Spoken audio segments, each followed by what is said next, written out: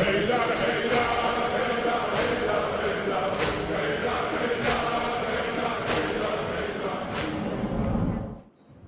بالله من الشيطان الرجيم. بسم الله الرحمن الرحيم.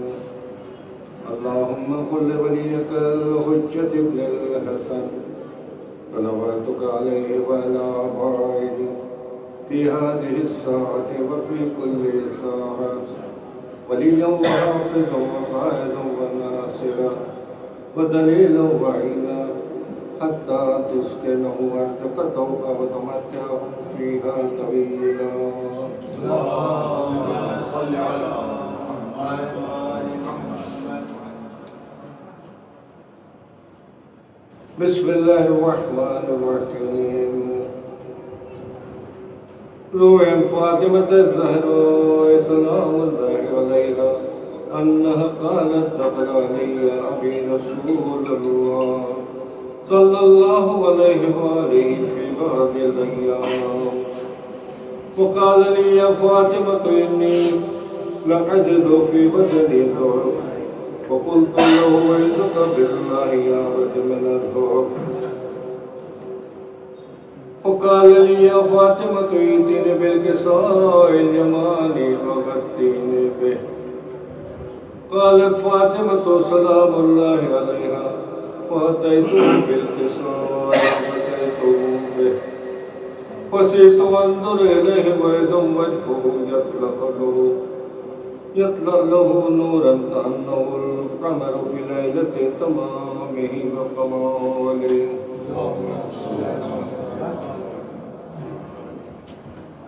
قالت فاطمة سلام الله عليها وما كانت إلا ساعة وإذا بالولد الحسن قد أقبل وقال السلام عليك يا أماه. وقلت وعليك السلام يا ولدي وقرة عيني. وقال يا أماه إني أشم عندك رائحة طيبة أنها رائحة جدي رسول الله صلى الله عليه وآله. وقلت نعم إن جدك نائم تحت الكساء. وأقبل الحسن نحو الكساء وقال السلام عليك يا جداه. السلام عليك يا رسول الله وتأذن لي أن أدخل معك تحت هذا الكساء. قال وعليك السلام يا ولدي قد أذنت لك. ودخل الحسن عليه السلام معهم تحت الكساء.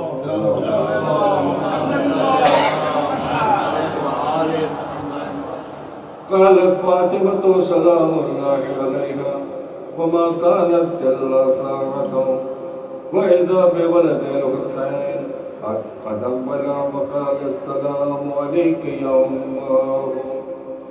وقلت وعليك السلام يا قرة عين وثمرة فؤادي.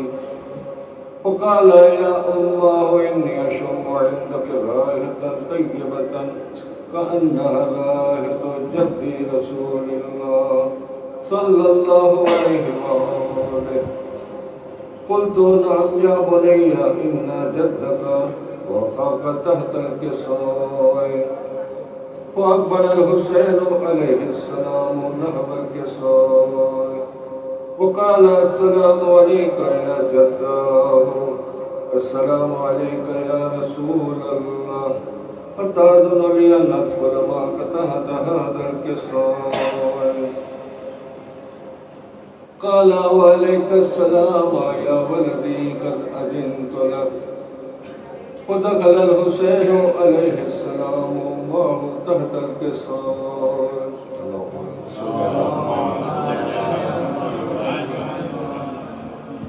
فما كانت إلا ساعة وإذا بأبي الحسنين علي بن أبي طالب عليه السلام قد أقبل وقال السلام عليك يا بنت رسول الله. وقلت وعليك السلام يا ابن أم رسول الله. وقال يا فاطمة إني أشم عندك رائحة طيبة أنها رائحة عقيل بن أمي رسول الله. وقلت نعم ها هو مع ولديك تحت الكساء. وأقبل علي عليه السلام نحو الكساء وقال السلام عليك يا رسول الله. السلام عليك يا من اختاره الله. وتأذن لي أن أدخل معكم تحت هذا الكساء. وقال صلى الله عليه وآله وسلم وعليك السلام يا ولي الله يا علي وقد أذنت لك.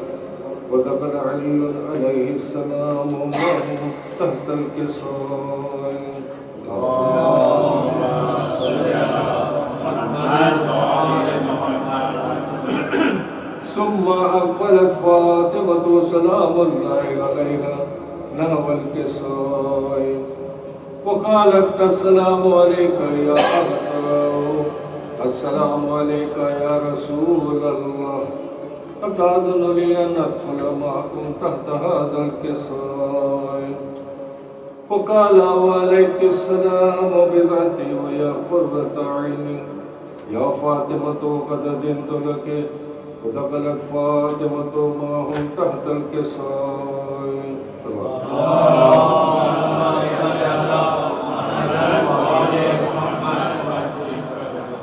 ولما اكتملوا جميعا تحت الكساء قال الله تعالى يا ملائكتي وسكان السماوات وعزتي وجلالي إني ما خلقت سماء مبنية ولا أرضا مدنية ولا قمرا منيرا ولا شمسا مضية ولا فلكا يدور ولا بحرا يجري ولا فلكا يسري إلا في محبة هؤلاء الخمسة الذين هم تحت الكساء.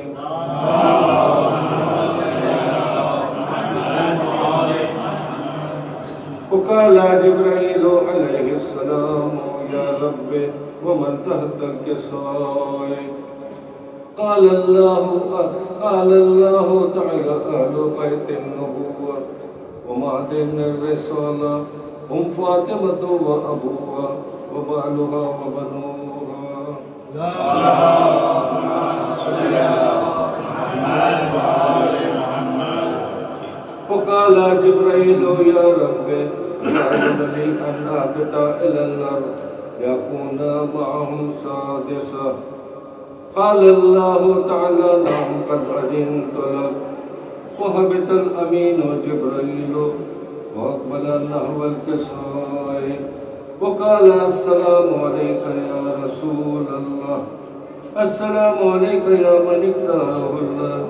إن الله عز وجل يقرؤك السلام ويخصك بالتحية والإكرام ويقول لك وعزتي وجلالي إني ما خلقت سماء مبنية ولا أرضا مدهية ولا قمرا منيرا ولا شمسا مضية ولا فلكا يدور ولا بحرا يجري ولا فلكا يسري إلا لأجلكم ومحبتكم.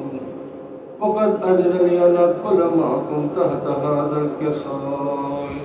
وهل تأذن لي أنت يا رسول الله؟ قال نعم قد أذنت لك. ودخل جبرائيل معهم تحت الكساء وقال لهم إن الله عز وجل قد أوحى إليكم يقول إنما يريد الله ليذهب عنكم الرجس أهل البيت ويطهركم تطهيرا. اللهم صل على محمد وعلى محمد. فقال علي عليه السلام يا رسول الله أخبرني ما لجلوسنا هذا تحت الكساء من الفضل عند الله تبارك وتعالى. وقال رسول الله صلى الله عليه وآله ما ذكر خبرنا هذا في محفل من محافل أهل الأرض وفيه جمع من شيتنا ومحبينا إلا ونزلت عليهم الرحمة فحفت بهم الملائكة واستغفرت لهم بلا أن يتفرق. اللهم صل على محمد وآل محمد. وقال علي اللهم الله احفظنا وفرج شيتنا ورب الكعبة. اللهم صل على محمد وآل محمد.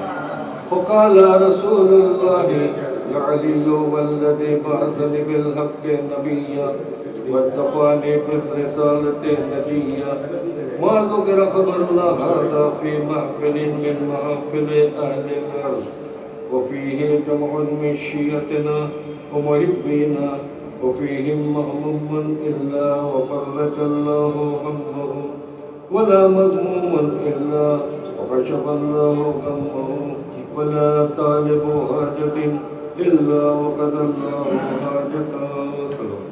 اللهم صل على محمد وآل محمد.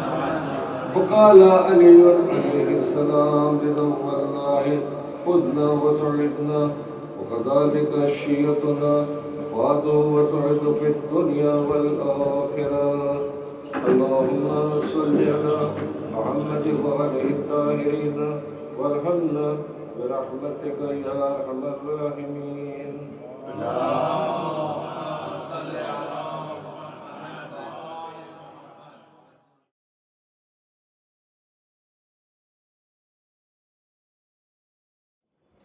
بل محمد والے محمد صلی اللہ علیہ وسلم. اللهم صل على محمد وآل محمد.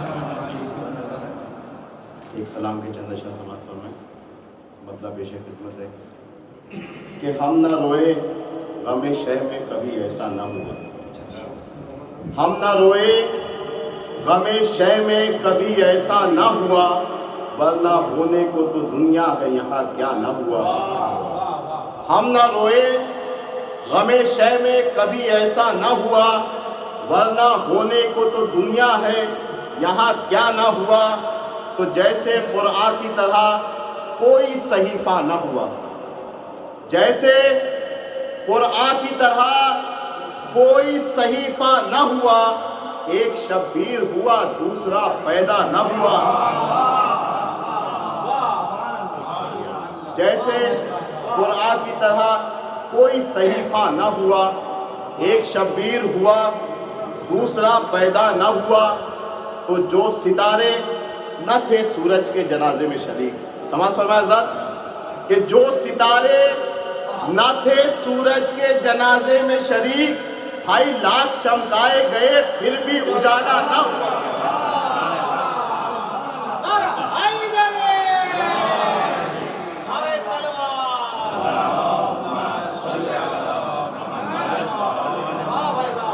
جو ستارے نہ تھے سورج کے جنازے میں شریک, لاکھ چمکائے گئے پھر بھی اجالا نہ ہوا.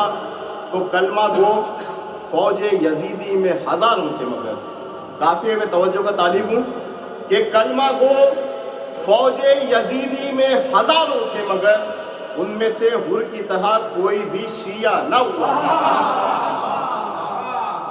کلمہ گو فوج یزیدی میں ہزاروں تھے مگر, کلمہ گو فوج یزیدی میں ہزاروں تھے مگر ان میں سے حر کی طرح کوئی بھی شیعہ نہ ہوا.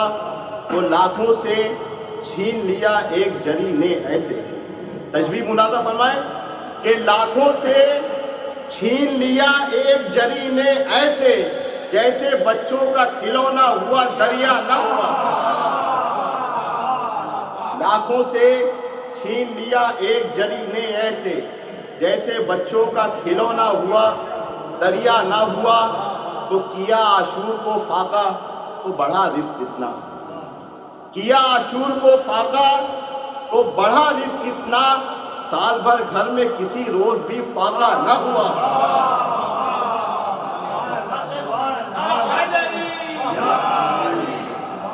کیا عاشور کو فاقہ تو بڑھا رزق اتنا, سال بھر گھر میں کسی روز بھی فاقہ نہ ہوا. تو لب پر آیا نہ اگر نام علی کا دن بھر، لب پر آیا نہ اگر نام علی کا دن بھر، شام غم آئی کچھ ایسی کہ سویرا نہ ہوا، لب پر آیا نہ اگر نام علی کا دن بھر، شام غم آئی کچھ ایسی کہ سویرا نہ ہوا۔ آئیے حضرات انہی اشعار کے زیر سایہ میں بسا زدہ گزاروں استاد محترم جناب ڈاکٹر شبیب رضوی صاحب سے کہ وہ اپنی تقریر کا آغاز کریں۔ پر محمد و آل محمد صلی اللہ علیہ وسلم۔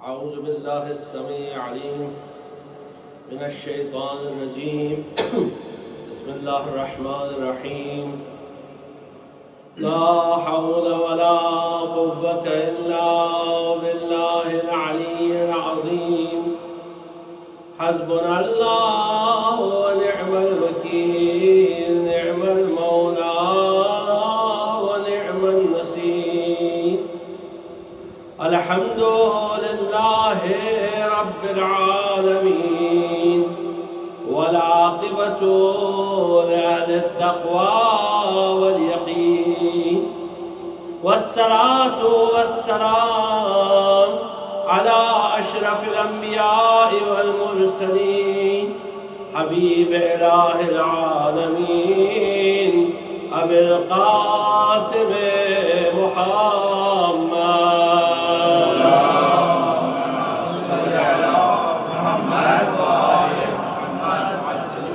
صلی اللہ علیہ وآلہ المعصومین الذین اذهب اللہ عنہم الرجس وطہرہم تطہیرا۔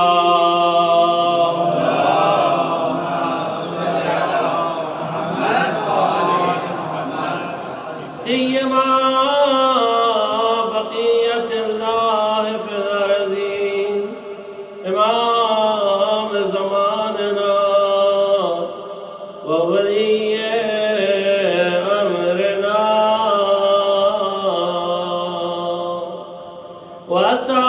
وصاحبنا ومولانا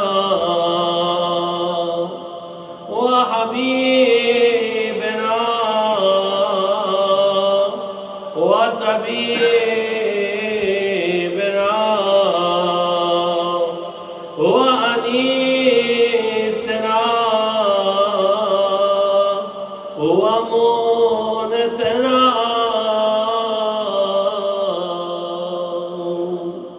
الكف الحسين وغياث مضطر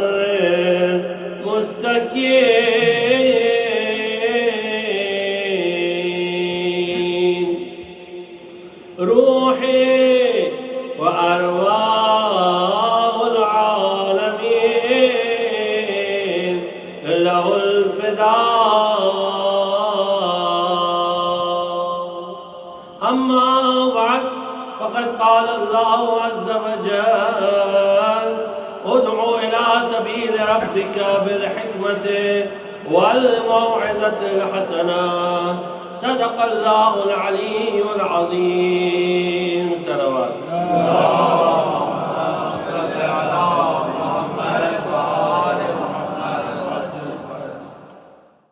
قرآن کریم میں سورہ نحل کی آیت ارشاد ہو رہا ہے کہ ادعو الی سبیل ربک بالحکمت والموعظۃ الحسنہ، یعنی اللہ کے رابطے پروردگار کے راستے کی طرف لوگوں کو دعوت دو حکمت کے ساتھ اور موعظہ حسنہ کے ساتھ۔ حکمت یعنی وزڈم، یعنی حکمت یعنی وضع الشیء فی موضعہ، یعنی جس چیز کو اس کی جگہ پر رکھنا، یعنی صحیح فیصلہ کرنا۔ حکمت کا مطلب صحیح فیصلہ کرنا، حکم سے بنا ہے، حکم یعنی فیصلہ، اور حکمت یعنی فیصلہ کرنے کا انداز، جس کو آپ کی خدمت میں عرض کیا تھا کہ عربی میں مصدر نوعی کہتے ہیں، کہ کس طرح کوئی کام انجام دیا جائے۔ تو جو صحیح کام جو طریقہ ہے اسے یعنی طریقہ ہے حکمت، یعنی حکمت آمیز کام جیسے کہتے ہیں، صحیح طریقہ کام کرنے کا اسے حکمت کہتے ہیں۔ اللہ تعالیٰ قرآن میں کہہ رہا ہے کہ اس طرح لوگوں کو دعوت دو، اور آپ کی خدمت میں بار بار عرض کر رہے ہیں کہ مباہلے کے دن کی جو زیارت ہے اس میں آل محمد علیہ السلام نے جو اپنی معرفی کروائی ہے وہ اس طرح کروائی ہے کہ ہم ہی وہ ہیں جو دعوت حسنہ ہے، ہم دعوت حسنہ ہے، اللہ کی جو بہترین دعوت ہے. یعنی اگر لوگوں کو دعوت دینا ہے تو اہل بیت کے ذریعے دعوت دو. اگر اہل بیت کے ذریعے دعوت دو گے تو لوگ خود بخود دین کی طرف آئیں گے. اسی لیے روایتوں میں ایک روایت ملتی ہے جو ہمارے اخبار میں شیخ صدوق رضوان اللہ تعالیٰ نے نقل کی ہے، اور وہ روایت اس طرح ہے کہ ہماری حدیثوں کو لوگوں تک پہنچاؤ، ہماری حدیثوں کو لوگوں تک پہنچاؤ. اور اس کی علت، اس کا ریزن کیا بتاتے ہیں امام فرماتے ہیں کہ لو یعلم الناس محاسن کلامنا لاتبعونا، اگر لوگ ہمارے کلام کی خوبصورتی سے آگاہ ہو جائیں، اگر وہ اویئر ہو جائیں تو ڈیفینیٹلی وہ ہم کو فالو کریں گے، کیونکہ یہ ان کی فطرت کے مطابق ہے، یہ ان کے نیچر کے مطابق ہے. تو وہ ڈیفینیٹلی فالو کریں گے، وہ خود بخود سمجھیں گے کہ یہی سچا راستہ ہے، یہی حقیقی راستہ ہے، یہی فطری راستہ ہے، یہی حق کا راستہ ہے، اور یہ باطل سے دور ہے. کیونکہ جہاں حق آ جائے گا وہاں باطل خود بخود چلا جائے گا. قرآن نے خود اعلان کیا وَقُلْ جَاءَ الْحَقُّ وَزَهَقَ الْبَاطِلُ، اے نبی کہہ دیجئے کہ حق آ گیا اور باطل نیز تو نابود ہو گیا. ان الباطل کان زہوقا، اور باطل کا تو کام ہی تھا مٹنا. لیکن اگر ہم لوگ حق کو پہنچائیں گے تو بات لوگوں کے سمجھ میں آئے گی. لیکن اگر ہم حق کی بات نہیں کریں گے اور عصبیت اور تعصب سے اور دیگر پردوں سے حق کو ہم اوجھل کر دیں گے، لوگوں کی نظروں سے اس پر پردہ ڈال دیں گے، تو لوگ کبھی نہیں سمجھ پائیں گے کہ حق کیا ہے، باطل کیا ہے. یہاں تک کہ مولا کائنات کے ساتھ رہ کر بھی ان کے سمجھ میں نہیں آیا کہ کون حق پر اور کون باطل پر ہے. جبکہ پیغمبر نے بار بار تاکید کی تھی کہ علی مع الحق والحق مع علی، علی حق کے ساتھ ہے اور حق علی کے ساتھ ہے. اللہم عادل الحق حیث ما دار، پروردگار تو حق کو وہاں گھما دے جہاں علی گھوم جائے. اللہم عادل الحق، تو حق کو وہاں گھما دے جہاں علی گھوم جائے. تو جہاں علی جائے وہ حق ہے. لیکن لوگوں کو سمجھ میں ہی نہیں آ رہا تھا، یہاں تک کہ جنگ صفین آئی. جنگ صفین میں بھی ان کے سمجھ میں نہیں آیا. کہہ رہے مولا دیکھیے آپ وہاں بھی قرآن، یہاں بھی قرآن، وہاں بھی نماز، یہاں بھی نماز. دیکھیے وہ صرف فروع پہ غور کر رہے تھے، وہ صرف فروع پر غور کر رہے تھے، اصول کو بھول گئے تھے. جب آدمی اصول کو بھول جاتا ہے اور صرف فروع کی طرف دیکھتا ہے تو انجام یہ ہوتا ہے. اس لیے مولا کائنات نے فرمایا اعرف الحق تعرف اہلا، تم حق کو پہچانو، اہل حق کو خود بخود پہچان لو گے. اسی لیے دیکھیے آج جو حدیث جو کل آپ کی خدمت میں عرض کیا تھا، آج اسی کو آگے بڑھاتے ہوئے مولا فرماتے ہیں کہ 3 کفارات ہوتے ہیں. یہ حدیث کہاں ہے؟ کل آپ کی خدمت میں عرض کیا تھا کہ شیخ صدوق کی کتاب خصال میں ہے. خالی جوانوں کو انٹروڈیوس کرتے کتابیں تاکہ وہ جانیں کہ ہمارے علماء نے کتنی زحمتیں برداشت کی کتابیں لکھنے میں. خصال آپ جانتے ہیں شیخ صدوق نے کیسے لکھی تھی؟ ہر وہ حدیث جس میں کوئی نمبر آیا ہے اس کو انہوں نے خصال میں لایا ہے. تو ہر جو بھی نمبر آئے، مثلا یہ جو حدیث ہے اس میں سلاسن 3 ایسے، تو یہ حدیث جو ہے اس میں یہ 3 کے باب میں لے کر آیا ہے. چیپٹر آف 3، یہ نہیں کہا چیپٹر 3 نہیں ہے، ہاں چیپٹر آف 3، یعنی اس طرح ترجمہ اس کا ہونا چاہیے. اب وہ ترجمہ کرنے والے نے غلط کیا تو یعنی وہ سمجھ نہیں پایا، لیکن شیخ صدوق نے جو لکھا ہے وہ اسی طرح لکھا ہے. بابو سلاسن، عربی میں بابو سلاسن، یہ نہیں کہا الباب الثالث، دونوں میں فرق ہوتا ہے. الباب الثالث یعنی تیسرا چیپٹر، باب و سلاسن یعنی 3 کا چیپٹر. اب وہ الگ ہے کہ 3 چیپٹر ہو گئے تو ایک صلوات پڑھ دیا محمد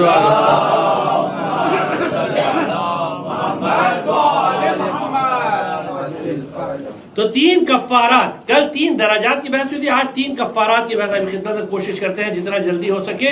سب سے پہلی چیز وہ یہ کہ آدمی باوضو رہے، جتنا ہو سکے حالت وضو میں رہے. اور اسی لیے آپ دیکھیے کہ روایتوں یعنی یہاں امام فرماتے ہیں کہ 3 چیز میں کیا ہے، اسباغ الوضو، پہلے تینوں چیز بیان کر دیں، پھر اس کے بعد ایک ایک پہ جتنا کوشش کریں گے تھوڑا بہت روشنی ڈالنے کی اگر وقت رہا تو۔ پہلی چیز مولا فرماتے ہیں یہ 3 چیزیں کون سی ہیں کہ جس سے گناہوں کا کفارہ ہوتا ہے، گناہ مٹتے ہیں۔ کون سی 3 چیزیں؟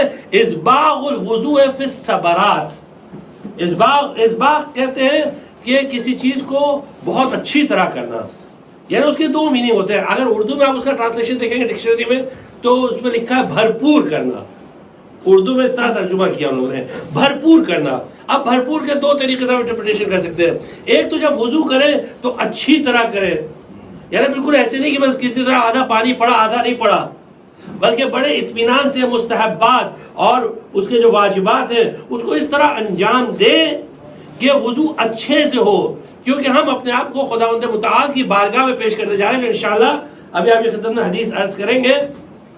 تو اسباغ الوضو، اور بالخصوص مولا کیا فرماتے ہیں، فی الصبرات، صبرات کہتے ہیں ٹھنڈی صبح، یعنی جب آدمی صبح اٹھتا ہے نماز شب کے لیے، جب اٹھتا ہے صبح اس وقت، ابھی ہم لوگ کیا بمبئی والے تو ٹھنڈی سمجھتے ہی نہیں، ٹھنڈی کسے کہتے ہیں، کیونکہ بمبئی میں ٹھنڈی ایکچولی ہوتی ہی نہیں ہے۔ اگر آپ کو ٹھنڈ سمجھنا ہے تو یا تو پھر کشمیر دیکھیں، خیر کشمیر تو بہت ایکسٹریم ہے، لیکن اگر آپ کو اتنا بھی تو کم سے کم یو پی کی ٹھنڈی دیکھ لیجئے۔ یو پی میں اگر آپ ٹھنڈی، جس کو یو پی میں جاڑا کہتے ہیں، اگر لیکن بمبئی میں جاڑے کا میننگ کچھ اور ہو جاتا ہے، تو اس لیے یو پی میں جاڑا مطلب ٹھنڈی کا موسم۔ تو جب ٹھنڈی کے موسم میں آپ جائیں، کیونکہ وہاں صبح آپ اٹھے، یعنی الیکٹریسٹی بہت کم رہتی ہے، وہ سب مسائل تو ہی ہے، بہرحال ہیٹر وغیرہ نہیں، آپ جو ہے وہ دیکھیے جب آپ صبح اٹھتے ہیں 3:30 بجے 4 بجے نماز کا ٹائم ہوتا ہے، اس وقت آپ جب اٹھتے ہیں تو اتنی زبردست سردی ہوتی ہے، اور اس میں اٹھ کر وضو کرنا ٹھنڈے ٹھنڈے پانی سے ایک دم۔ ویسے الحمدللہ آج کل تو بہت سائنس نے ترقی کر لی، وہاں بھی سب مکانات بن گئے جہاں ہیٹر گیزر سب لگ گئے، لیکن پہلے زمانے کی بات کر رہے ہیں، ہم نے خود وہاں کے بزرگوں کو اپنی آنکھوں سے دیکھا ہے، آج سے 40 سال پرانی بات کر رہے ہیں، تقریباً 35-40 سال، تو اپنی آنکھوں سے بزرگوں کو دیکھا ہے کہ ایسی سردی میں اٹھ کر اور ٹھنڈے ٹھنڈے پانی سے وضو کرتے تھے کہ جب ہم لوگ کی ہمت نہیں پڑتی، کہ ہم لوگ بمبئی والے تھے کہ کمبل کو بھی ہٹائیں۔ یہ اس سے کیا ہوتا ہے، گناہوں کا کفارہ ہوتا ہے۔ پھر صبرات، مولا کائنات یہاں فرماتے ہیں کہ صبرات، اور اس کے بعد دوسری چیز کیا ہے، والمشی باللیل والنہار الی الصلوات، اور جب آپ نماز کے لیے جائیں تو پیدل جائیں، پیدل جائیں، پیدل جانے سے ہر قدم پہ اس کا ثواب ملتا ہے۔ اب دیکھیے پیدل، کل بھی آپ کی خدمت میں عرض کیا تھا کہ جب انسان کوئی بھی کام اس طرح انجام دیتا ہے کہ جس کا استحباب، جس کا مستحب ہونا، جس کو ریکمینڈ کیا گیا حدیثوں میں، تو مثلا یہ نماز کے لیے ابھی آپ کے سامنے بتا دیا کہ یہ ہے، اسی طرح آپ دیکھیے مسجد جانا جماعت کے لیے، اس میں بھی اس طرح ہے کہ جتنا آدمی پیدل جائے گا ہر ایک قدم اس کو ثواب ملے گا۔ اور اسی لیے ملتا ہے کہ امام حسن مجتبی علیہ السلام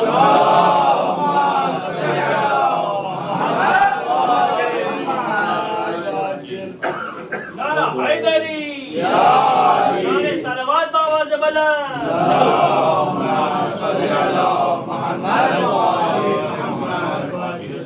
20 مرتبہ مدینے سے مکہ حج پر گئے پیدل، پیدل، اور کچھ روایتوں نے لکھا برہنہ پا، برہنہ پا 20 مرتبہ۔ اب ہم لوگ بول سکتے ہیں امام حسن مجتبی علیہ السلام آپ نے ایسا کیوں کیا، آرام سے اٹھ پہ بیٹھ کے جاتے ہیں کمفرٹیبلی، کیوں آپ نے ایسا کیا؟ لیکن وہ ہم لوگ کو سمجھائے کہ بیٹا تم نادان ہو، تمہارے سمجھ میں نہیں آئے گا، تمہیں نہیں پتا ہے کہ ایک ایک قدم جو میں اٹھا رہا ہوں تو اس کا کتنا ثواب ہے، اور اس طرح دیگر چیزیں ہیں۔ اور اسی لیے ہمارے علماء نے جو یہ سنت رکھی، اور یہ سنت جو یہ علماء نے جس چیز کو کیا کہ نجف سے کربلا جو پیدل جاتے ہیں، اور کچھ آج کل کے یعنی اگر امام کے ورڈز ہم یوز کریں، آپ جانتے ہیں وہ حدیث ابرش والی، ابرش ایک بے وقوف آدمی تھا، اس نے امام پر آبجیکشن لیا کہ آپ یہ سینہ چاک کر کے ماتم کیوں کر رہے ہیں، امام پہ آبجیکشن لیا کہ آپ سینہ چاک کے ماتم کر رہے ہیں، آستین الٹے ہوئے اور ماتم کر رہے ہیں اپنے والد سے، یہ آپ کو زیب نہیں دیتا۔ غور کیا آپ نے اعتراض میں، غور کیا؟ آج کل ایسی اعتراض ہے نا، آپ یہ ماتم کریں گے تو ویسٹرنرز کیا کہیں گے، ان لوگ کیا کہیں گے؟ اس نے امام سے کہا، امام نے اس کا جواب کیسے دینا شروع کیا؟ یا احمق، ایسے سٹارٹ کیا، یا احمق تجھے کیا معلوم یہ سب چیزیں. بہرحال تو امام بتائیں گے کہ یہ جو ایک ایک قدم جو نجف سے کربلا جا رہا ہے سید الشہداء کی عزاداری میں، ایک ایک چیز انسان جب اس راستے میں چلے تو اس عزا کو، اس مصیبت کو یاد کرے. نہ صرف عاشور کی مصیبت بلکہ عاشور کے بعد جو سیدانیوں نے جس مصیبت کا سامنا کیا، جو بچوں نے مصیبت کا سامنا کیا، ایک ایک چیز کو یاد کریں. جب راستے میں اگرچہ الحمدللہ جو عراقی وہ بڑی خدمت کرتے ہیں اور اب تو عراقیوں کے ساتھ دوسرے بھی وہاں موقف لگانے لگے، الحمدللہ اچھی چیز ہے، بہت اچھی چیز ہے. لیکن جو جس طرح وہ ایک ایک مصیبت کو یاد کریں کہ جب پیروں میں درد ہو، جب بدن میں تھکن ہو، جب بخار آ جائے، تب آ جائے تھوڑا بخار جیسا آ جائے تو احساس ہو کہ کس طرح بیویوں کو لے جایا گیا اور کس طرح انہوں نے پورا سفر طے کیا. یعنی کربلا سے لے کر کوفہ تک اور کوفے سے لے کر شام تک. اور یہ سفر ایسا عجیب و غریب تھا کہ جس کو لفظوں میں بیان نہیں کیا جا سکتا. یہ اتنی عظیم مصیبت ہے.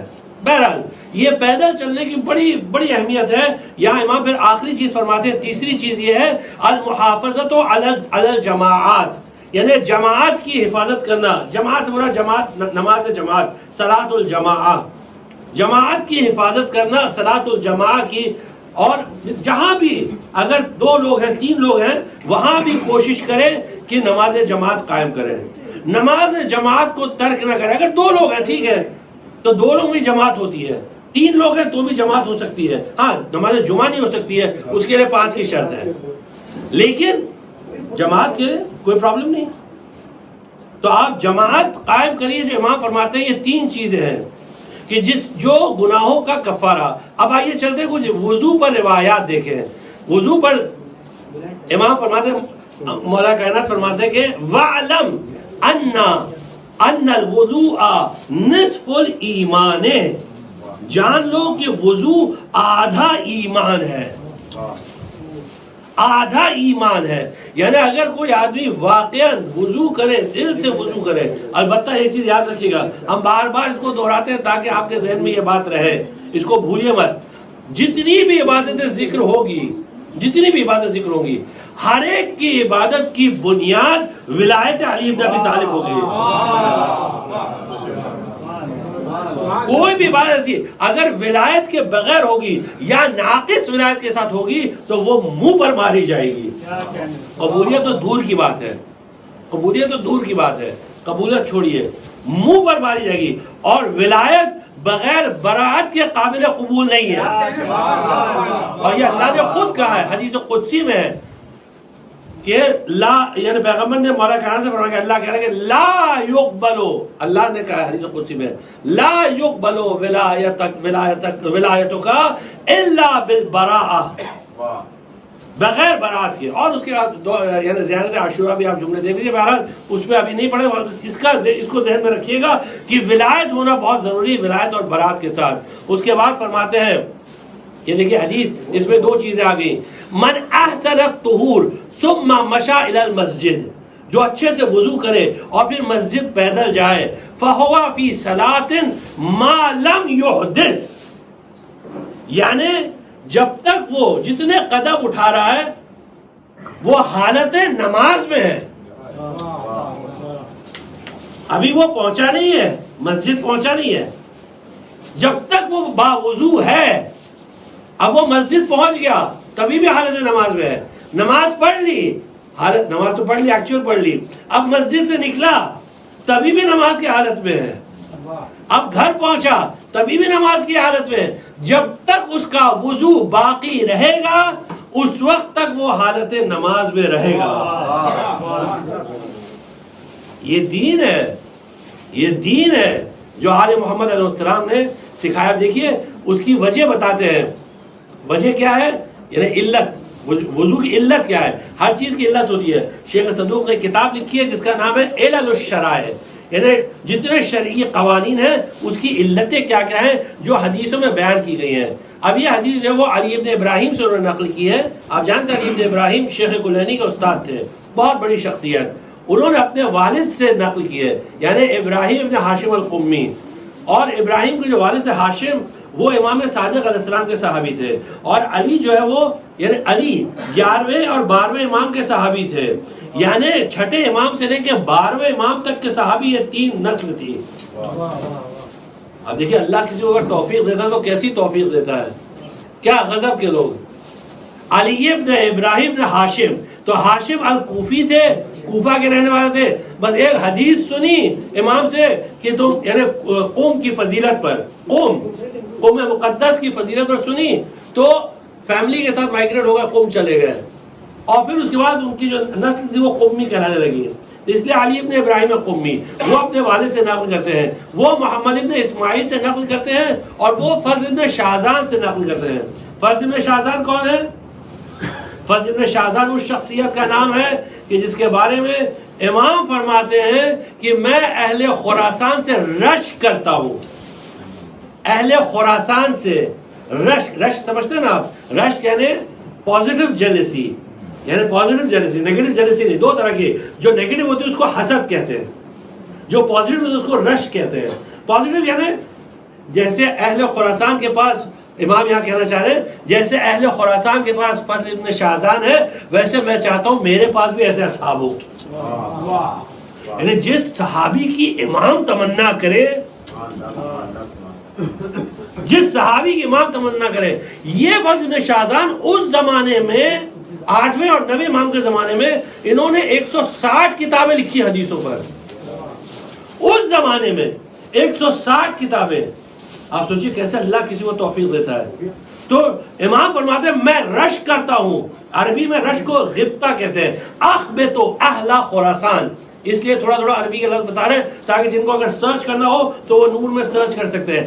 اخبتو انی لاخبتو اہل خراسان, میں اہل خراسان سے رشک کرتا ہوں کہ ان کے درمیان فضل ابن شاہزان جیسی شخصیت ہے.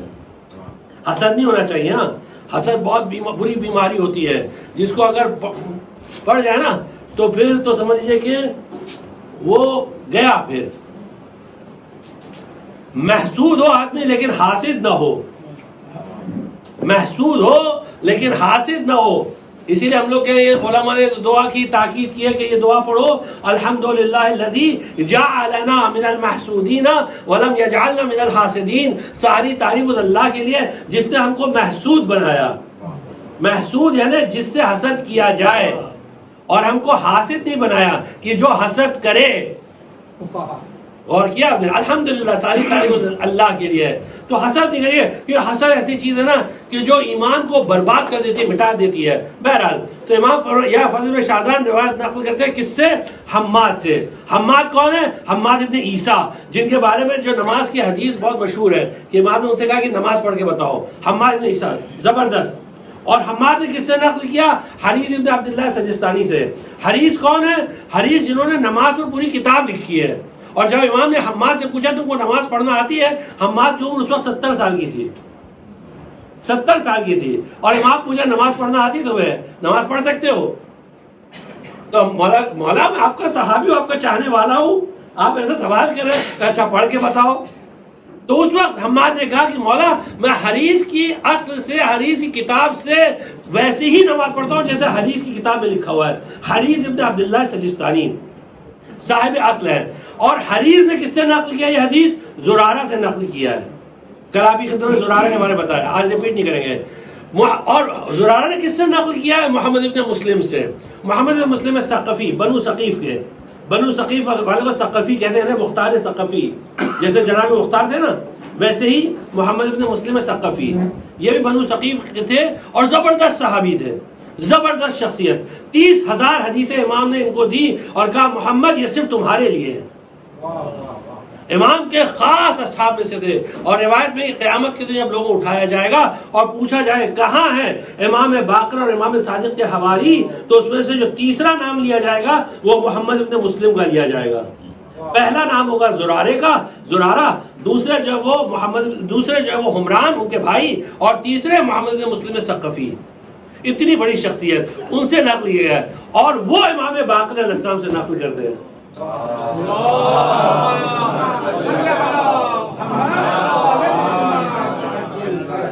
اب آپ کو پوری سند اس لیے پڑھ کے سنا دیا تاکہ آپ کو پتہ چل جائے کہ حدیث کتنی اسٹرانگ ہے، کتنی زبردست ہے،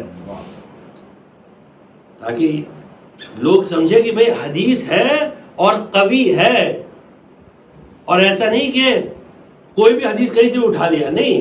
اور پہلے علماء کا دستور یہ تھا کہ وہ حدیثوں کو لیتے تھے کتاب کے اعتبار سے، حدیث کے اعتبار سے نہیں، کتاب کے اعتبار سے لیتے تھے. انشاءاللہ وہ ایک الگ موضوع ہے جو علم الحدیث میں، وہ اب یہاں کے لیے نہیں ہے، انشاءاللہ کبھی اور اگر وقت ملا تھوڑا اس پر روشنی ڈالیں گے. عن ابی جعفر علیہ السلام قال انما الوضوء حد من حدود اللہ. وضو کیا ہے؟ اللہ کے حد میں سے ایک حد ہے، اللہ کی حدوں میں سے ایک حد ہے، اللہ کے قوانین میں سے ایک قانون ہے، حدوں میں سے ایک حد ہے. کاہے کے لیے؟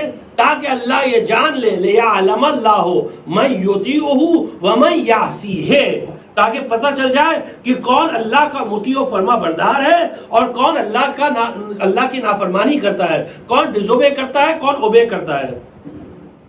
تو اب یہ مت پوچھیے گا، کیونکہ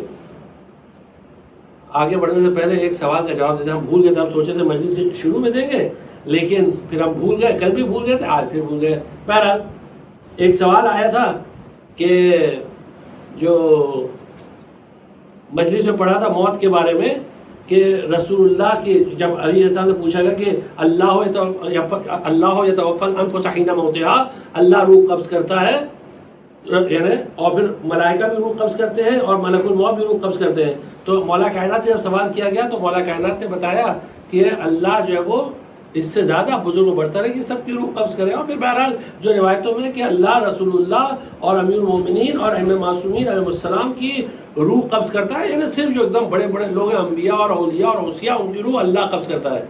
تو اس پہ لوگوں نے سوال پوچھا اور یعنی آج بھی میسج بھی آیا آپ کو، تو ایک بات یہ خوشی کہ لوگ تھوڑا بہت سن رہے ہیں. میسج ہے کہ بھائی یہ آپ نے پڑھا، تو اس کا مطلب یہ کہ جو ہم لوگ حدیث سنتے ہیں کہ جب ملک الموت آئے رسول اللہ کی روح قبض کرنے کے، جناب فاطمہ زہرا سلام اللہ علیہا وہاں موجود تھی.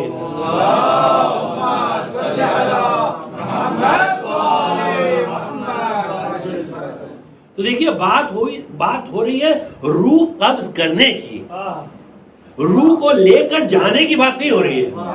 ملک الموت کا کام ہے روح کو لے کر جانا. رسول اللہ کے سامنے جیسے جبرائیل آتے تھے تو جبرائیل آتے تھے تو دستک دیتے تھے، اجازت لیتے تھے، پھر داخل ہوتے تھے. اسی طرح حضرت ملک الموت علیہ السلام جب آئے تو آ کر انہوں نے ادب سے، احترام سے یہ دریافت کیا، پرمیشن لی. اس کے بعد جب پرمیشن ملی تب آئے اور روح کو لے کر گئے، اور اسی طرح لے کر جاتے تھے. اس طرح نہیں جیسے دوسروں کے ساتھ کریں کہ بھائی جیسے روح قبض کرنا ہے تو آپ پرمیشن نہیں دیں گے، میں آپ کی روح قبض کروں یا نہیں کروں. مثال کے طور پر اگر کوئی فرشتہ ہے کہ ہماری روح قبض کر دے تو ہم سے اجازت لے گا؟ نہیں، وہ ایک لمحے میں لے کے چلے جائے گا. آپ بولیں گے ابھی تک تو ٹھیک تھے، ابھی کیوں نہیں ہل رہا ڈول رہا ہے؟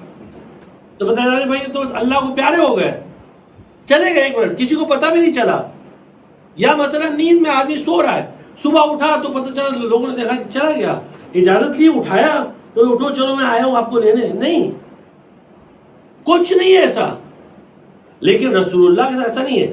روح قبض کرنا ایک الگ چیز ہے، اس کا ایکچولی ایک پروسیجر ہے جو حدیث میں بیان کیا گیا. لیکن ابھی ہم نے اس کو اس لیے نہیں کہا کہ ورنہ تفصیلات، یہ اتنا واسٹ ٹاپک ہے نا کہ 10 مجلسیں کم پڑیں گی، اور پھر اس میں کچھ حدیث ایسی جو بہت ڈرانے والی ہے. تو اس لیے ہم نے کہا کہ ڈرانا نہیں، ہم نے پہلے ہی بول دیا تھا، اس میں ایک رائڈر لگا دیا تھا کہ ڈرانا نہیں ہے. تو اس میں یہ کہ کس طرح ملک الموت روح قبض کرتے ہیں، اور قرآن کی آیت بھی موجود ہے کہ 2 طریقے سے روح قبض کرتی ہے، روح قبض کی جاتی ہے. ایک وہ روح جو طیب و طاہر ہوتی ہے، اس کے بارے میں قرآن کہتا ہے ان کو بڑے احترام سے لے جایا جائے گا. اور ایک وہ ہے کہ جو گناہگار ہیں، فاسق ہیں، کافر ہیں، مشرک ہیں، ان کی روح جب قبض کی جائے گی تو قرآن کہتا ہے کہ ملائکہ ان کو ماریں گے، ان کے منہ پر اور ان کے پشت پر مارتے ہوئے لے کر جائیں گے. یعنی روح قبض کریں گے، اور کیسے کریں گے، اور دردناک منظر بتایا گیا، اس طرح روح قبض کیا گئی. اس لیے ہم نے وہ سب چیز یہاں کچھ بھی نہیں ہے. یہاں اب اللہ روح قبض کر کے ملک الموت کو دے دیا کہ یہ پیغمبر کی روح ہے، لے کر جاؤ. اب کیسے لے کر اللہ کیسے قبض کرتا روح کو اور کیسے ملک الموت کو دیتا ہے اور کیسے ملک الموت کہتے ہیں وہ کہیں حدیث میں بیان نہیں کیا گیا.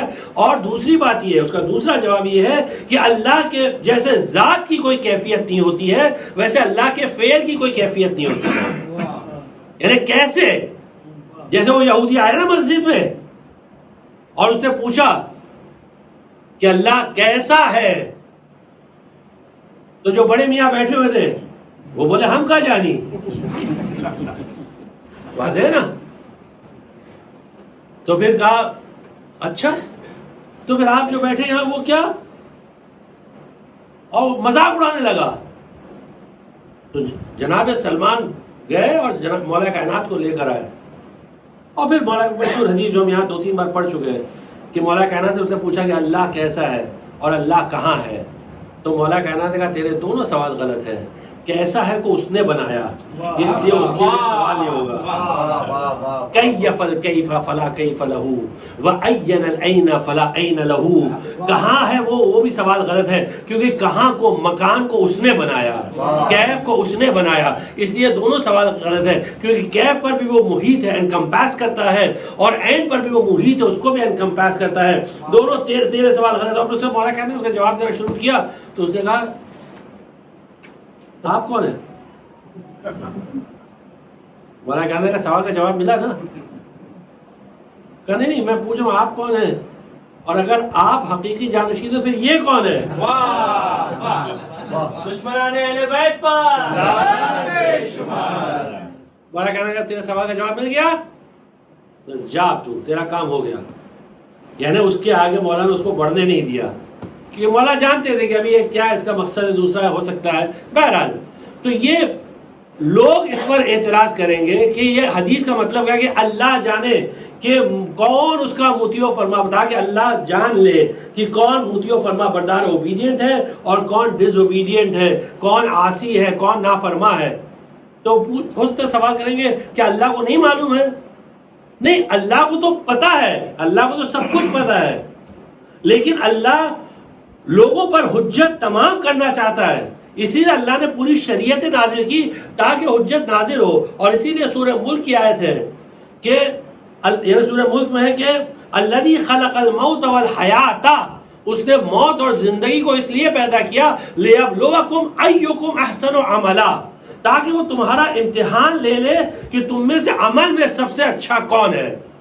تو قرآن کی آیت ہے, تو آپ قرآن پر اعتراض کریے کہ اس کا کیا مطلب ہوا, اللہ کیا جانتا نہیں تھا؟ نہیں, اللہ جانتا ہے, لیکن اگر اللہ ڈائریکٹ فیصلہ کر لے تو ہم ہی لوگ اللہ پر اعتراض کریں گے کیونکہ ہم اعتراض کرنے والوں میں سب سے آگے ہیں.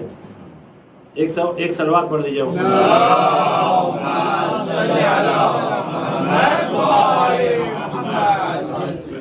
پھر اعلان الشرع میں ایک اور حدیث ہے, بڑی خوبصورت حدیث ہے, تھوڑا تفصیلی حدیث ہے, تھوڑا آپ ہمارے ساتھ صبر کریے گا اس کو سننے میں. بڑی زبردست حدیث ہے کہ جب مولا کائنات سے سوال کیا گیا کہ فلما امروا بالوضوء وبدأ به, تو مولا نے یعنی پوچھا کہ کیوں اللہ نے حکم دیا وضو کا, اور ہر کام سے پہلے وضو کے لیے کیوں کہا گیا کہ کوئی بھی کام کرو وضو کرو. بدأ به یعنی ابتدا کرنا, وضو سے ابتدا کرنا. مولا فرماتے ہیں لأن يكون العبد طاهرا, تاکہ بندہ جو ہے وہ حالت طہارت میں ہو جب اپنے پروردگار کے سامنے مناجات کرنے جائے, راز و نیاز کی باتیں کرنے جائے. ایاہ مطیعا لہ فیما امرہ, یعنی وہ اطاعت کرنے جا رہا ہے جو اللہ نے اس کو حکم دیا کرنے کا, اللہ نے اس کو آرڈر کیا یہ کام کرنا ہے. نقیا من الادناس والنجاست, یعنی اس کو پاک کرنے, یعنی جب وضو کرتا ہے تو پاک ہو جاتا ہے ساری گندگی سے, ساری غلاظت سے. اور اس کے ساتھ ساتھ مولا فرماتے ہیں ایک دو چیزیں اور دور ہوتی ہیں, اور وہ یہ کہ ایک سستی اور کاہلی دور ہوتی ہے. وضو سے سستی اور کاہلی دور ہوتی ہے. دوسری چیز کیا دور ہوتی ہے کہ نیند دور ہوتی ہے, نیند چلی جاتی ہے. جب جا کے ٹھنڈا ٹھنڈا پانی ماریں گے تو خود بخود نیند اڑ جائے گی, مولا فرماتے ہیں. اور تیسری چیز جو مولا بیان کرتے ہیں وہ ایک عجیب ہے, اب یہ ہم لوگ نہیں جان سکتے, اس سے مولا بیان کریں گے بس سمجھ میں آیا قبول کرنا ہے کہ اس سے دل پاک ہوتا ہے.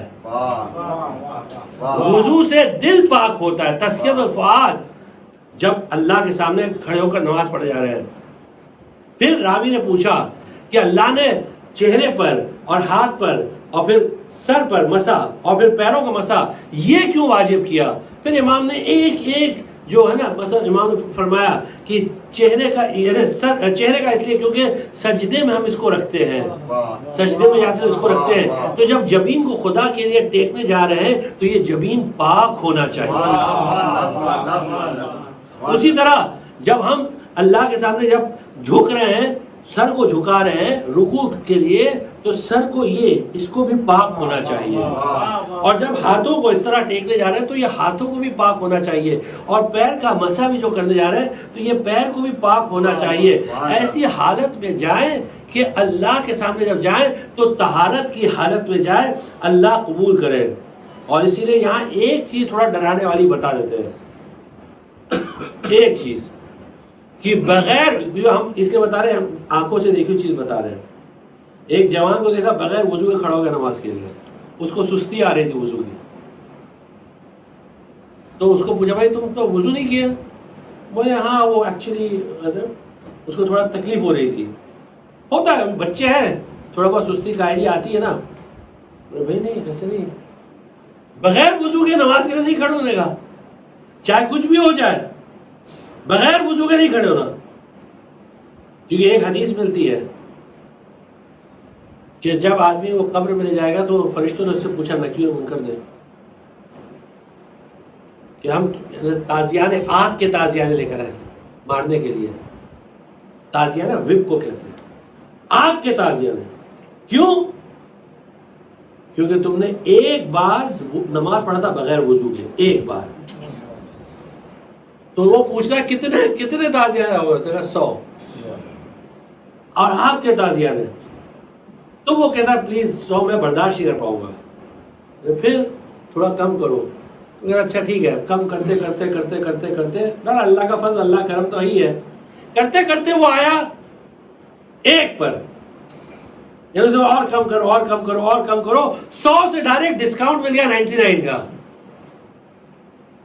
99 روپیز ڈسکاؤنٹ ڈائریکٹ، ایک تازیانہ۔ اس نے بولا بھائی کوئی معافی کی گنجائش ہے؟ تو فرشتے نے کہا کہ نہیں، ایک تو لگانا ہی پڑے گا، کیونکہ تم نے ایک نماز تم نے پڑھی تھی بغیر وضو کے، اب تو لا بد من ہو، یعنی اس کا کوئی چارہ نہیں ہے، یہ تو ہونا ہی ہونا ہے۔ تو حدیث کا یہ جملہ ہے کہ جیسے ہی وہ فرشتہ تازیانہ مارتا ہے تو اس کی پورے قبر میں آگ لگ جاتی ہے۔ اس لیے کبھی بھی بغیر وضو کے، اور کوشش کریے جتنا بھی ہو سکے ہمیشہ وضو کی حالت میں، انشاءاللہ وہ بھی حدیث آپ کی خدمت میں عرض کر رہے ہیں، بہت جلدی جلدی کوشش کرتے ہیں حدیث پڑھنے کی۔ یہ وضو کے بہت سارے اثرات ہوتے ہیں، کچھ ابھی آپ کے لیے پڑھا، اور اس کے علاوہ یہ ہے کہ امام فرماتے ہیں کہ اگر کوئی وضو کرتے وقت 7 مرتبہ خالی کہے، 7 مرتبہ وضو کر رہا ہے لا الہ الا اللہ، بس 7 مرتبہ لا الہ الا اللہ لا الہ الا اللہ لا الہ الا اللہ، کتنا ایزی ہے، صرف 7 مرتبہ اگر وہ کہے تو امام فرماتے ہیں کہ اس کو جنت میں اتنی بڑی جگہ ملے گی کہ جو پوری دنیا ہے نا، پوری دنیا کی جو سائز ہے وہ اس کے 10 گنا ہوگی، صرف ایک مرتبہ ایسے بولنے سے۔ تو اگر کوئی بولے ہم تو برابر بولتے ہیں تو اللہ برابر دے گا، تو اتنی بڑی جنت ہوگی، تو آپ کے جنت کو لمٹ کر رہے ہیں کیا؟ کس چیز کو لمٹ کر رہے ہیں؟ اللہ کی قدرت کو لمٹ کر رہے ہیں، اللہ کے پاور کو لمٹ کر رہے ہیں، کس چیز کو لمٹ کر رہے ہیں؟ تو لمٹ نہیں کر سکتے اللہ کی قدرت کو، اللہ دیتا ہے۔ اور پھر اس کے بعد فرماتے ہیں مولا کرام فرماتے ہیں التسمیۃ بسم اللہ کہنا چاہیے، مفتاح الوضو و مفتاح کل شیء، وضو کی کلید یعنی چابی، کلید یعنی چابی کی، وضو کی بسم اللہ الرحمن الرحیم ہے، بلکہ ہر چیز کی کلید، ہر چیز کی چابی بسم اللہ الرحمن الرحیم ہے۔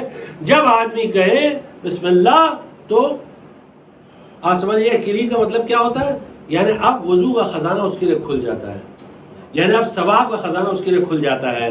اور یہ روایت جو ہے محدث نوری نے اپنی کتاب مستدرک الوسائل میں نقل کی ہے، اور انہوں نے قطب الدین راوندی کتاب لب اللباب سے نقل کیا، لب اللباب جو قطب الدین راوندی سعد ابن ہبت اللہ۔ اس لیے وضو کہنا، وضو سے پہلے بسم اللہ کہنا بہت ضروری ہے۔ کیوں بسم اللہ ضرور کہیے؟ دیکھیے جب آدمی بسم اللہ نہیں بولتا نا، ہر چیز سے پہلے بسم اللہ بولیے، ہر کام سے پہلے بسم اللہ بولیے، ورنہ بہت سارے مسائل ایجاد ہوتے ہیں. آج سوسائٹی میں ہم لوگ بہت سارے لوگوں کی حرکتیں دیکھ کے سمجھ جاتے ہیں. نعرہ حیدری، عثمان اہل بیت پہ لعنت. یہ بسم اللہ بہت امپورٹنٹ چیز ہوتی ہے. تو مولا فرماتے ہیں کہ پیغمبر سے نقل کرتے ہیں کہ پیغمبر نے فرمایا کہ وضو کے لیے شیاطین نے ایک شیطان مقرر کیا ہے کہ جب آدمی وضو کی نیت کرتا ہے تو وہ شیطان جا کے اس کو وسوسہ کرنے لگتا ہے، اس کو بہکانے لگتا ہے کہ مت کرو، جانے تو ابھی کیا ہے، کتنا وضو کرو گے، کتنا پاک بولے کیا ابھی ویسے. اور شیطان کا نام بھی دیا ہے، یقال لہو ولہان.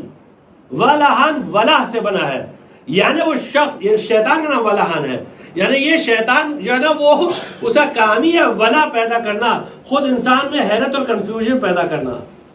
ولہان یوسوس العبید، یہ بندے کے دل میں وسوسہ کرنا شروع کرتا ہے. کب یہ کامیاب ہوتا ہے؟ جب بندہ وضو سے پہلے بسم اللہ نہیں بولتا ہے تو یہ کامیاب ہو جاتا ہے. اور اس کے اب وہ وضو تو کر دیا لیکن اس کا وضو اتنا کام نہیں آئے گا کیونکہ بسم اللہ نہیں بولا اس نے.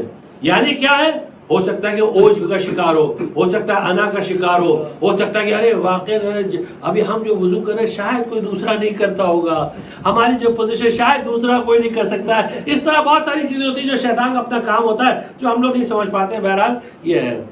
اس لیے اہل بیت علیہ السلام کا وضو کا طریقہ بہت ہی زبردست تھا. اور وہ لوگ تو خیر اہل بیت تھے، وہ تو آیات پڑھتے تھے، دعائیں پڑھتے تھے، بہت ساری دعائیں. اور جو دشمنان اہل بیت ہے نا ان کو ہمیشہ یہ فکر لگی رہتی تھی کہ اہل بیت دعا میں کیا پڑھتے ہیں، کون سی دعا پڑھتے ہیں، کون سی قرآن کی آیت پڑھتے ہیں. تو اسی لیے حجاج بن یوسف ثقفی لعنت اللہ علیہ گورنر تھا، وہ قمر کو، جناب قمر کو اریسٹ کروایا، جناب قمر کو لایا سامنے. آپ جانتے جناب قمر مولا کائنات غلام تھے، ان کو لایا سامنے اور پوچھا اس نے، کہنے لگا کہ ما الذی کنت تلی من امر علی بن ابی طالب، یعنی تم علی کے غلام تھے، تمہاری ذمہ داری کیا تھی، کس چیز سے، بیکاز غلام اس ٹائم پہ الگ الگ رسپانسبلٹیز ہوتی تھی، الگ الگ ڈیوٹیز ہوتی تھی، تمہاری ڈیوٹی کیا تھی؟ تو قمر نے کہا میری ڈیوٹی تھی وضو کا پانی لانا اور علی علیہ السلام کو وضو کروانا. وضو کہ گنتو ودی ہے. فقال له، اس ملعون نے پوچھا، ما کان یقول اذا فرغ من وضوئه، جب مولا کائنات وضو کر دیتے تھے تو کیا پڑھتے تھے، کیا پڑھتے تھے؟ تو قمر نے کہا کہ وہ قرآن کی ہی آیت پڑھتے تھے. فلما نسوا ما ذکروا به، دیکھیں قرآن کی آیت میں غور کریے گا، سورہ انعام کی آیت نمبر 44 اور 45 ہے. فلما نسوا، جب وہ بھول گئے، ما ذکروا به، جو ان کو یاد دلایا گیا تھا، جو ان کو یاد دلایا گیا تھا وہ بھول گئے. وہ فتحنا علیہم ابواب کل شیء، ہم نے ہر چیز کا، یعنی تمام نعمتوں کا دروازہ ان کے لیے کھول دیا. اس دنیا کی نعمت، جاؤ تم دنیا میں جو چاہیے لے لو. کیونکہ اللہ کو بھول لینا تو اس کو حدیث کی اصطلاح میں کہتے ہیں استدراج. اللہ نے استدراج سے کام لیا، جاؤ اللہ کو بھول گئے، جاؤ کھول دیا، دروازہ کھول دیا. اب بابا کل شے، یہاں تک کہ جب ان کے پاس خوب مال دنیا میں سے آیا، حتی اذا فرحوا بما اوتوا، جب وہ ایک دم غرور اور تکبر میں چور ہو گئے جو ان کو ملا، مال دنیا میں سے، اقتدار دنیا میں سے، جاؤ مقام دنیا میں سے، تو وہ اکڑنے لگے. فرحوا بما اوتوا اخذناہم بغتۃ، اچانک ہم نے ان کو کھینچ لیا. اخذناہم، پکڑ لیا، یعنی سزا مبتلا کیا. فاذا ہم مبلسون، جب ہم نے ان کو پکڑ لیا اب وہ مایوس ہو گیا، بچنے کا کوئی راستہ نہیں. یہ قرآن کی آیتیں ہیں، یہ قرآن کی آیت ہے. اور جو لوگ علم حدیث پہ بحث کرتے ہیں نا کہ پتہ نہیں حدیث صحیح نہیں ہے، ان کا کبھی کبھی امتحان اس طرح بھی لے لیا کریے کہ قرآن کی آیت پڑھ کے یہ مت بتائیے کہ یہ قرآن کی آیت ہے اور فوراً وہ کہیں گے حدیث ضعیف ہے. آپ چیک کر لیجئے گا کیونکہ وہ قرآن سے بھی آشنا نہیں ہے. ہم آپ کو بتا رہے پورا یقین رکھیے. واضح ہے نا. قرآن کہتا ہے فَإِذَا هُمْ مُبْلِسُونَ. پھر اس کے بعد 45 آیت نمبر 45 کہتی ہے فَقُطِعَ دَابِرُ الْقَوْمِ الَّذِينَ ظَلَمُوا. اللہ نے جو ظالم تھے اللہ نے ان کو نیست و نابود کر دیا. قُطِعَ دَابِرُ الَّذِينَ یعنی اللہ نے ان کی کمر توڑ دی، یعنی ان کو نیست و نابود کر دیا جو ظالم تھے. والحمدللہ رب العالمین. اور ساری تعریف اللہ کے لیے ہے جو عالمین کا رب ہے. جب قمبر نے یہ آیت پڑھی کہ مولا کائنات ہر وضو کے بعد ان 2 آیتوں کی تلاوت کرتے تھے. اب ہم میں سے کون لوگ ہیں جو ان کو پڑھتے ہیں؟ دیکھیں یہ ہمارا پوائنٹ ہمیشہ رہتا ہے کہ ہم لوگ اتنا دور ہیں اہل بیت علیہ السلام کی تعلیمات سے، اتنا دور ہیں کہ ہم کو بیسکس بھی نہیں معلوم ہے. اور نتیجہ کیا ہے کہ ہم دور، ہمارے بچے دور، اور پھر بچوں کے بچے اور بھی دور. ایک صاحب تھے جو خود نماز کے پابند نہیں تھے جب تک انڈیا میں تھے، پابند نہیں تھے، پھر یورپ چلے گئے. تو ایک دن انہوں نے ہماری دعوت رکھی، ہم گئے ان کے یہاں لنڈن کے اندر. ہماری طرف کے تھے بیچارے، شریف آدمی تھے، نیک آدمی تھے. دعوت رکھی تو ظاہر سی بات ہے نیک ہی ہوں گے. تو انہوں نے دعوت رکھی تو ان کا لڑکا تھا تقریباً 9-10 سال کا. ہم نے اس کو بلایا ادھر آؤ. کبھی آیا. ہم نے کہا یو پرے نماز؟ Yes of course. ہم بولے آؤ. وہ تھا 2 units in the morning 2 units in the evening. ترجمہ بھی کرا رکعت کا، 2 رکعت صبح 2 رکعت شام. ہم بولے who taught you؟ بولے my father taught me. لو خود بھی ڈوبا، باپ کو بھی ساتھ لے گیا. یعنی باپ نے اتنا بیسک اس کو نہیں سکھایا تھا، نماز نہیں سکھائی تھی. 10 سال کا بڑا لڑکا ہے. روایتوں میں کہ اگر وہ اتنا بڑا رہتا اگر نماز نہیں پڑھی تو اس کو مارو. حدیثوں میں اس کو مارو، اس کو پیٹو اگر نماز نہیں پڑھے تو. واضح ہے نا. جب عمر نے بتایا کہ مولا کائنات ان آیتوں کی تلاوت کرتے تھے تو حجاج نے کیا کہا؟ اس کے آگے کیا کہتے تھے؟ کانا یتأولہ علینا، یعنی کہتے تھے کہ یہ تعویل ان لوگوں کے پر ہے، اس کی تعویل، اس کا انٹرپریٹیشن، اس کا اپلیکیشن ان لوگ کے لیے ہے، یعنی ہم لوگ کے لیے ہے. ایسے ہی بولتے تھے نا. تو قمبر نہیں بولے نہیں استغفر اللہ، نہیں، میں تو تقیہ سے کام لیتا ہوں. تقیۃ دینی و دین و آبائی الی یوم القیامہ. نہیں قمبر نے کہا نعم، یہی کہتے تھے. شجاعت دیکھیے، شجاعت، بہادری دیکھیے.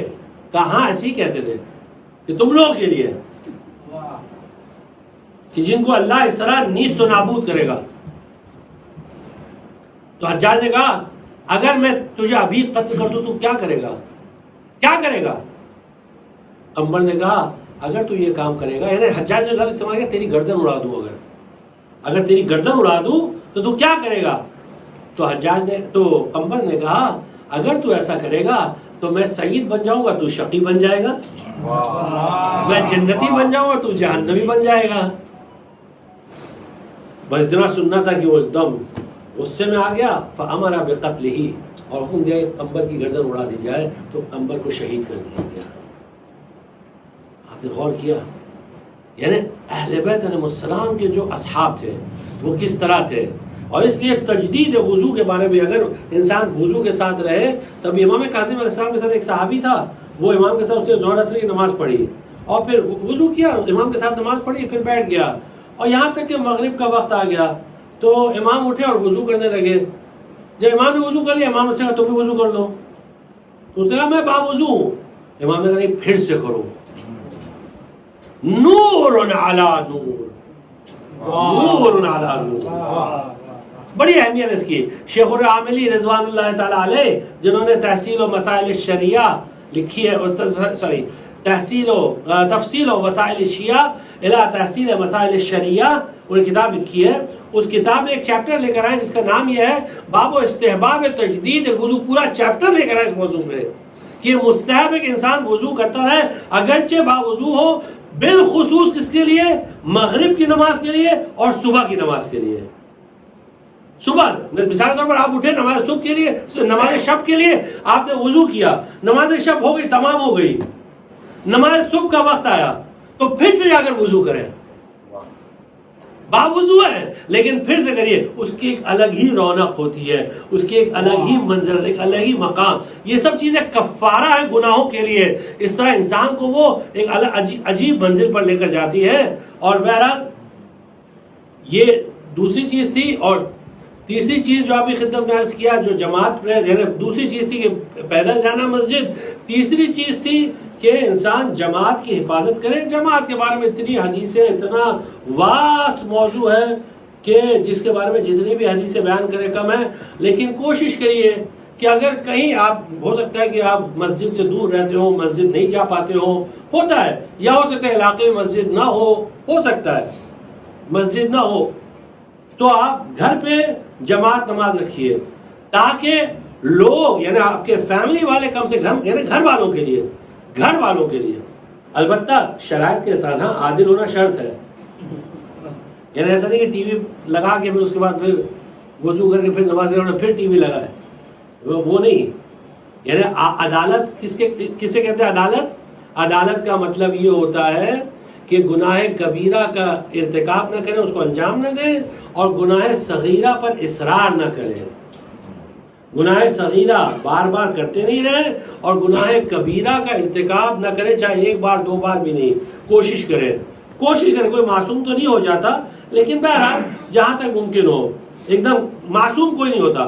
کوشش کریں. لیکن یہ اس وقت ہوگا جب گھر کا ماحول ہم ایسا بنائیں گے، تب وہ گھر کے ماحول میں آپ نماز پڑھائیے، آپ کے بچے پیچھے کھڑے ہو، آپ کی اہلیہ پیچھے کھڑے ہو، کوئی مسئلہ نہیں ہے، کوئی حرج نہیں ہے.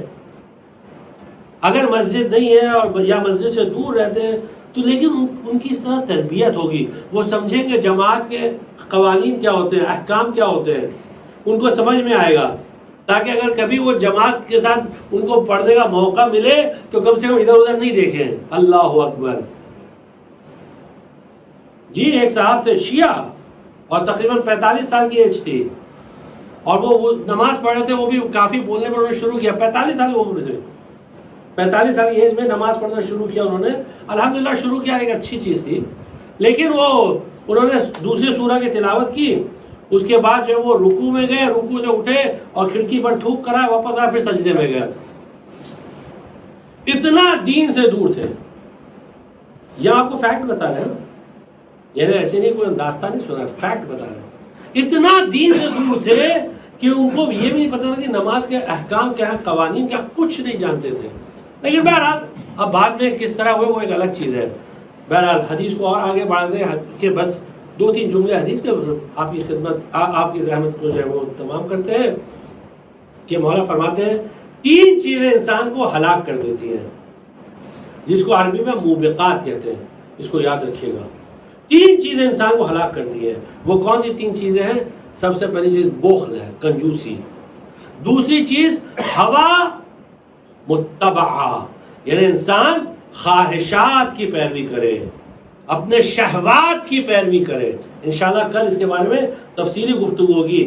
شہوت اور خواہشات کی پیروی کیا کہتے ہیں، اس کے اثرات کیا ہوتے ہیں انسان پر، اور اس کے یعنی اس کے اسباب کیا ہوتے ہیں، ریزنز کیا ہوتے ہیں، اور اس کی ڈیٹیل اور اس کا عقل سے کیا ربط ہوتا ہے.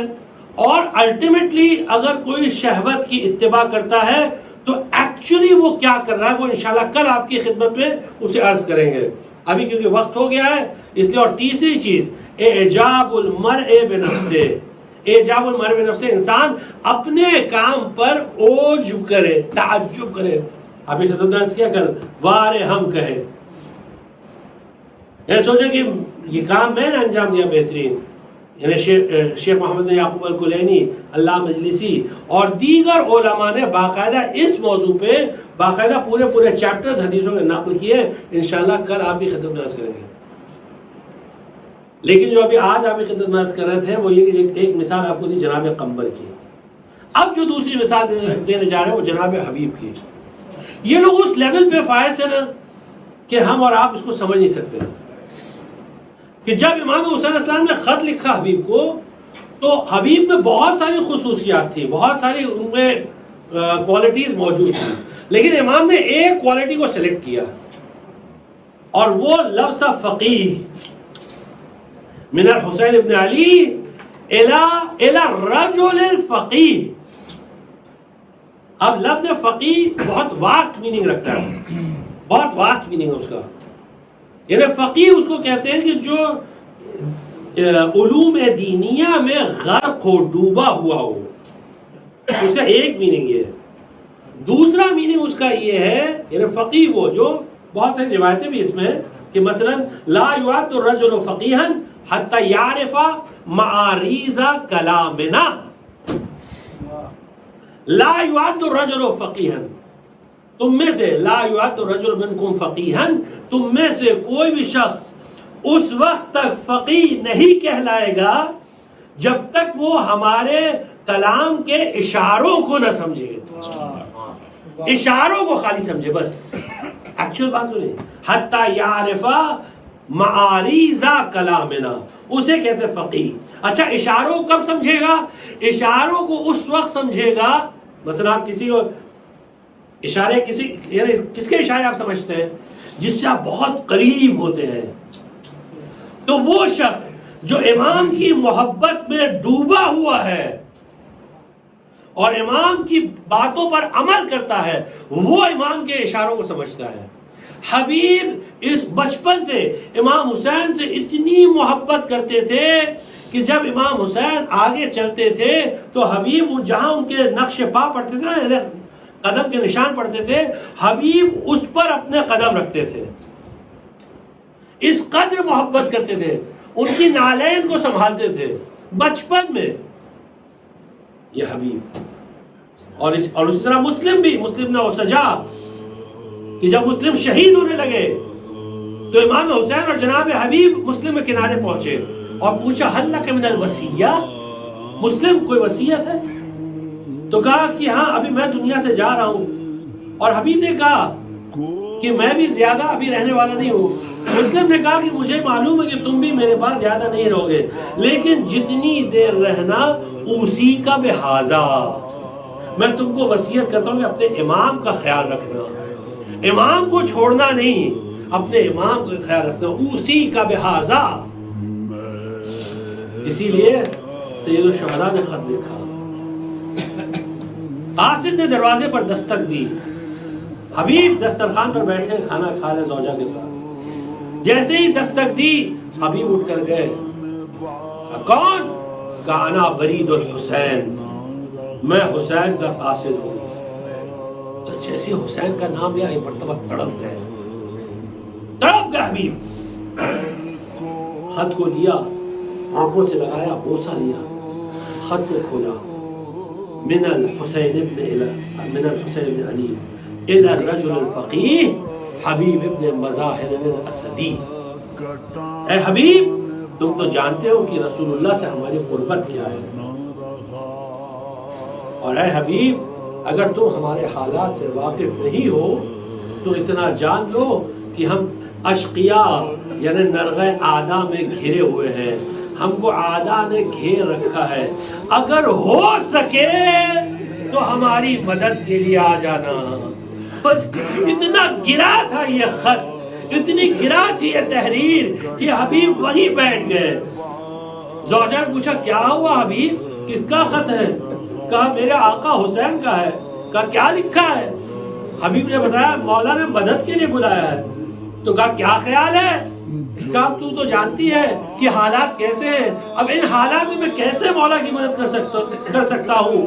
زوجہ نے کہا کہ اگر تم مولا کی مدد کے لیے نہیں جا سکتے تم گھر پر بیٹھو, میں جاؤں گی اپنے مولا کی مدد کے لیے. حبیب نے کہا اے مومنہ, میرا مولا پکارے اور میں مدد کے لیے نہ جاؤں, میں تو صرف تیرے دل کا حال جاننا چاہتا تھا. یہ کہہ کر حبیب اٹھے, آمادہ ہوئے, تیار ہوئے, غلام سے کہا کہ گھوڑے کو لے کر جاؤ، راہبار کو لے کر جاؤ اور فلاں جگہ پر شہر کے باہر کھڑے ہو جاؤ، میں تھوڑی دیر میں پہنچوں گا۔ غلام گھوڑے کو لے کر گیا اور وہاں جا کر کھڑا ہو گیا۔ حبیب تیار ہو کر گنیاں بدلتے ہوئے وہاں جب پہنچے تو ایک عجیب منظر دیکھا۔ اور کیا منظر دیکھا کہ گھوڑے کی آنکھوں سے آنسو جاری ہے اور غلام تسکین دے رہا ہے، تسلی دے رہا ہے، سمجھا رہا ہے، اے عزم باوفا تو پریشان نہ ہو، اگر میرا آقا حبیب نہ آیا فرزند رسول کی مدد کے لیے تو میں جاؤں گا تجھے لے کر فرزند رسول کے لیے۔ حبیب نے بس اتنا سنا، اے فرزند رسول آج آپ پر یہ وقت آ گیا ہے کہ جانور آنسو بہا رہے ہیں اور غلام قربان ہونے کے لیے تیار ہے۔ حبیب آئے اور گھوڑے پر سوار ہوئے، غلام سے کہا جا، میں نے تجھے راہ خدا میں آزاد کر دیا۔ غلام نے کہا حبیب انصاف نہیں کیا، جب تک اپنی خدمت لینی تھی تو اپنی خدمت لی، اب جب فرزند رسول یہ خدمت کا موقع آیا تو مجھے تنہا چھوڑ کر جا رہے ہو۔ حبیب نے غلام کو ہمراہ لیا، ساتھ میں گئے۔ بس جیسے ہی کربلا پہنچ رہے تھے ایک مرتبہ جیسی غبار اڑتے ہوئے دیکھا، حسین کرسی پر سے کھڑے ہو گئے۔ اے میرے ساتھیوں آگے بڑھو، میرا بچپن کا دوست حبیب آ رہا ہے، حبیب کا استقبال کرو، جاؤ حبیب کا استقبال کرو، حبیب کو خوش آمدید کہو۔ اب یہ جو خبر پہنچی خیمے میں پہنچی، شدہ خیمے میں پہنچی، ایک مرتبہ سیدہ زینب کے کانوں میں یہ خبر آئی تو کہا فضا یہ کون سی خبر آ گئی کہ ساتھیوں میں اس کی ایسی خوشیاں کی لہر دوڑ گئی، جب سے ہم مدینے سے نکلے ہیں صرف بری خبریں آ رہی ہیں۔ اب یہ کیا ہوا کہ اصحاب اتنے خوش نظر آ رہے ہیں۔ فضا آئی تیرے خیمے پر، دریافت کیا تو پتا چلا کہ بچپن کا ساتھی حبیب آیا ہوا ہے۔ آ کر کہنے لگی بی بی آقا کے بچپن کے ساتھی حبیب آئے ہوئے ہیں۔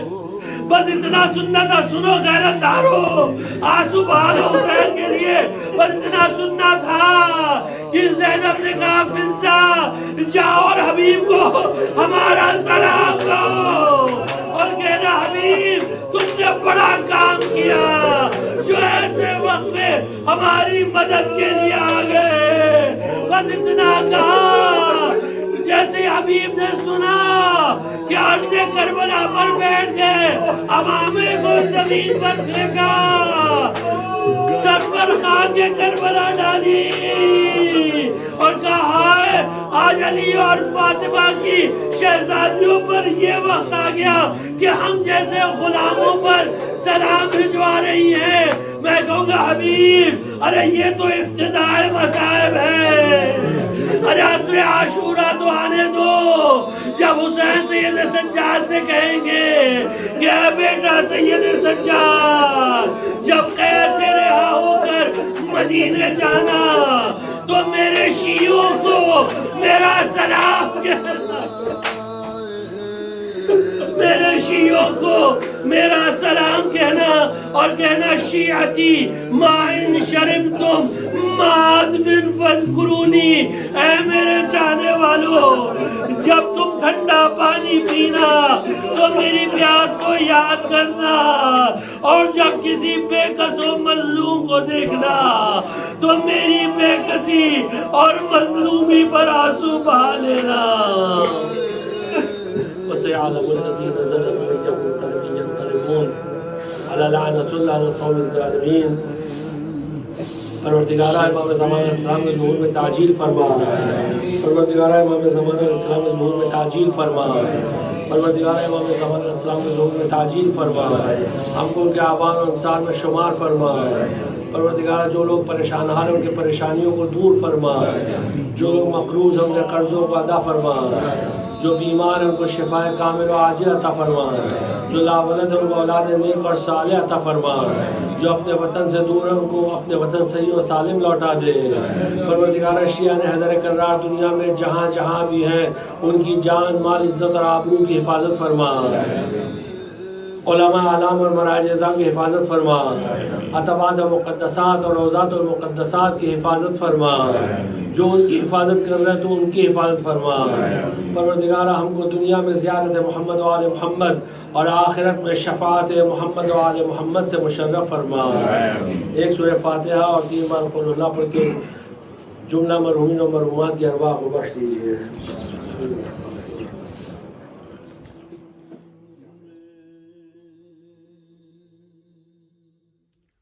یا حسین یا حسین یا حسین یا حسین با وفا یا عباس با وفا یا عباس عباس عباس عباس عباس عباس عباس عباس عباس محفوظ قافلہ ہے عباس جو زندہ ہے.